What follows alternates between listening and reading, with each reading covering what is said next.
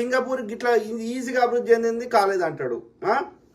America లెక్క ఇంకో దేశం లెక్క కాలేదంటారు. వీళ్ళే ఎక్కిరిస్తారు, మళ్ళీ వీళ్ళే తిడతారు. కాంగ్రెస్ హయాంలో మనం బ్రిటిష్ వాడు పోయేటప్పుడు ఎట్లుండే, వీళ్ళ చేయిలో పెట్టినప్పుడు ఏడు స్థాయికి వచ్చిందో అందరం మనం అది ఓపెన్ సీక్రెట్.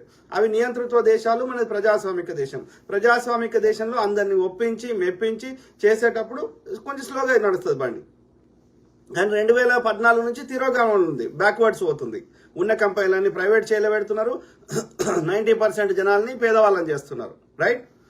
మీరు చెప్పండి, ఇక్కడ కేసీఆర్ హయాంలో ఎన్ని కొత్త సంస్థలు వచ్చినాయి? మరి ఇదే కేసీఆర్ గారు ఫార్మాసిటీ పెడదామని చెప్పి రైతుల దగ్గర భూమి గుంజుకోలేదా?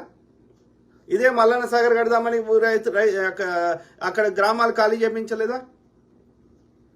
ఇప్పుడు చాలా మంది ఇండస్ట్రీస్ కానీ, ఇప్పుడు ఎవడు చిన్న జీఆర్ అంటాడు అదేంది అక్కడ ఏదో 100 ఎకరాలు పెట్టి కట్టిండు కదా, మరి దానికి ల్యాండ్ ఇవ్వలేదా?